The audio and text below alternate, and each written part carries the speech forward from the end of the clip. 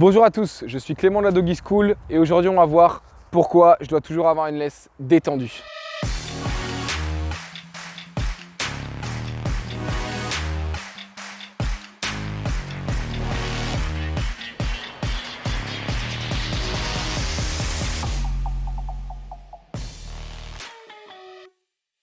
Alors sans parler du fait d'un chien qui va me tracter que je ne peux pas sortir en laisse, ça c'est un autre sujet, mais on peut avoir des chiens qui vont se mettre en tension sur la laisse mais sans que ce soit trop désagréable. Mais alors pourquoi je ne dois pas non plus laisser cette tension sur la laisse? Eh bien tout simplement parce qu'il faut voir la laisse en fait comme un outil pour travailler le lien de connexion avec mon chien, comme un outil pour garder la sécurité quand je suis en ville, autour avec d'autres personnes, mais comme un outil et non comme une solution définitive. C'est-à-dire que la laisse va permettre d'avoir un lien de connexion avec mon chien, mais ça ne doit pas être le seul lien de connexion que j'ai avec lui. Parce que lorsque j'ai mon chien qui va tendre sur la laisse constamment, eh ben en fait, mon chien reste à 2 mètres de moi, uniquement parce que la laisse l'empêche d'aller plus loin. Il ne reste pas à 2 mètres de moi car je lui ai appris. Il y reste car mécaniquement, il ne peut pas aller plus loin. Et le but de tout propriétaire de chien, c'est bien évidemment de pouvoir emmener son chien partout, son chien en liberté dans le plus d'endroits possible. Alors attention, pas en ville parce que déjà, c'est interdit, et aussi pour une question de sécurité et de respect aussi envers les autres usagers, les autres passants. Mon chien, même s'il écoute super bien, par respect pour les autres, je vais le mettre en laisse. Pour les gens qui ont peur, pour autres, je le garde en laisse, au moins en ville. Mais dans tous les autres lieux, le but c'est de pouvoir le lâcher le maximum. Et de travailler en laisse, donc en ayant une laisse tout le temps détendue, va travailler le lien de connexion que je vais lui mettre pour qu'à terme, je puisse le lâcher en liberté. Et donc, cet apprentissage commence déjà par un travail en laisse, par un travail d'un chien attentif en laisse, d'un chien qui ne tire pas, d'un chien qui respecte une distance avec moi, voilà, d'un chien qui est connecté à moi. Et je ne peux pas uniquement me reposer sur la laisse pour travailler cette connexion. Donc le but, ça va être d'avoir mon chien à côté de moi ou un petit peu devant, mais laisse détendue. Pourquoi? Parce que si jamais je lâche la laisse, bah le chien, il reste au même endroit. Il continue de me suivre. C'est pas la laisse qui fait le seul lien de connexion. Il n'est pas retenu par la laisse. Il est retenu car je lui ai appris à se retenir. Putain, mon chien. Pour que vous compreniez mieux, c'est comme si j'avais un scooter bridé à 50 km/h.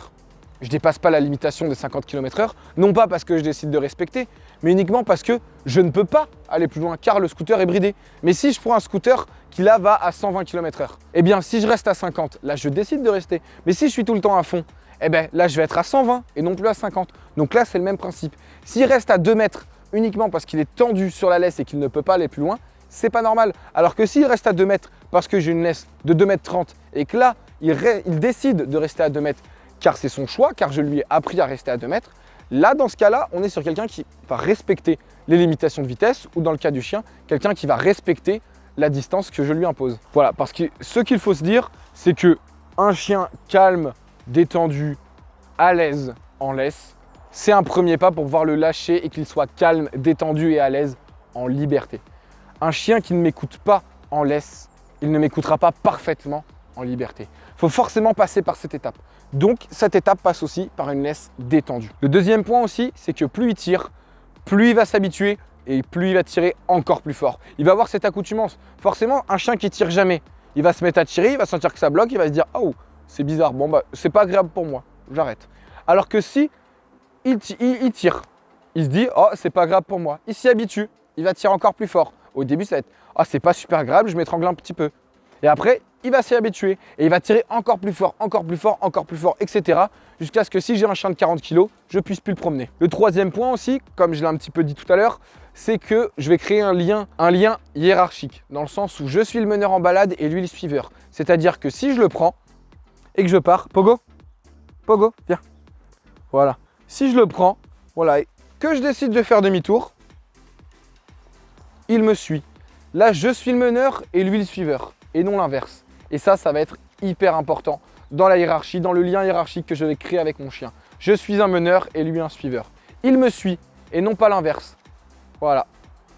Sans que j'ai besoin de mettre de tension sur la laisse, il me suit naturellement. Quand je pars dans toutes les directions, même à faire demi-tour, voilà, il me suit. Sans qu'il y ait besoin de mettre de grosses tensions. Quand je m'arrête, il s'arrête. Alors, être un meneur en balade, ça ne veut pas dire l'empêcher toute liberté.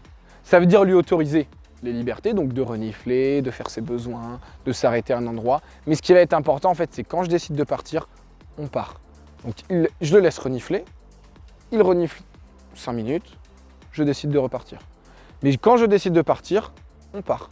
Donc parce que c'est pas lui qui décide quand est-ce qu'on s'arrête et quand est-ce qu'on repart. Sinon après, on va être en centre-ville, il va s'arrêter à chaque piquet, à chaque arbre. J'en suis sûr qu'il y en a qui se reconnaissent là-dedans, où votre chien va s'arrêter à chaque piquet, il va renifler, il va faire ses besoins. Il va renifler, il va uriner, il va renifler, il va uriner et on fait 50 mètres en 50 minutes. Donc c'est important aussi de savoir lui dire non, de savoir lui dire oui de temps en temps, mais aussi de savoir lui dire non quand c'est nécessaire. Et enfin, le quatrième point hyper important, et ça je vais vraiment insister là-dessus, ça va être la rencontre avec les congénères. Donc déjà au mieux, j'évite un maximum les contacts en laisse avec les autres congénères. Si je ne peux pas les éviter, parce que en face l'autre propriétaire lui arrive sur moi, j'ai un chien en liberté, je ne peux pas, eh bien je vais avoir une laisse détendue. C'est hyper important. Je ne vais pas mettre du stress supplémentaire à mon chien.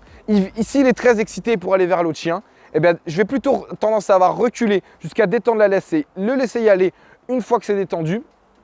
Ou alors, s'il y va quand même détendu, assez calme et c'est que l'autre chien qui avance vers mon chien, eh bien, je ne vais pas le laisser renifler, hop, la laisse complètement détendue comme ça. Non, ils sont en train de se renifler, paf, j'enlève toute tension possible. Pourquoi? Parce que quand deux chiens se rencontrent en laisse, déjà, on a deux chiens qui arrivent face à face. Donc si le chien tracte déjà pour y aller, qu'est-ce qu'on voit? On voit un chien rempli d'énergie qui tracte un bonhomme derrière, qui envoie énormément d'énergie à l'autre chien en face. Donc si on a deux chiens super cool, ça part en jeu.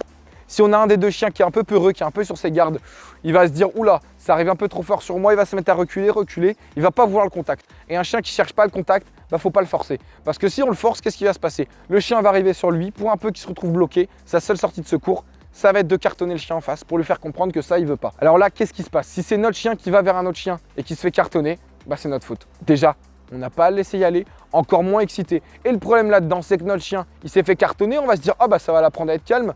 Peut-être que oui, peut-être que non. La prochaine fois, peut-être qu'il ira 2 fois plus fort. Peut-être qu'il va se dire « Ah oui, c'est vrai que quand j'y vais un peu fort, je me fais corriger ». Ou alors même pire, il va se dire « Je me suis fait cartonner la dernière fois, maintenant je cartonne le premier avant de me faire cartonner ». Et là maintenant, qu'est-ce qu'on a? On a un chien qui ne supporte pas les autres congénères. Donc à vouloir le rendre sociable, en fait, je fais tout l'inverse. Je le rends insociable et je le rends dangereux envers ses autres congénères. Donc ça va être pour toutes ces situations-là que c'est important d'avoir une laisse détendue.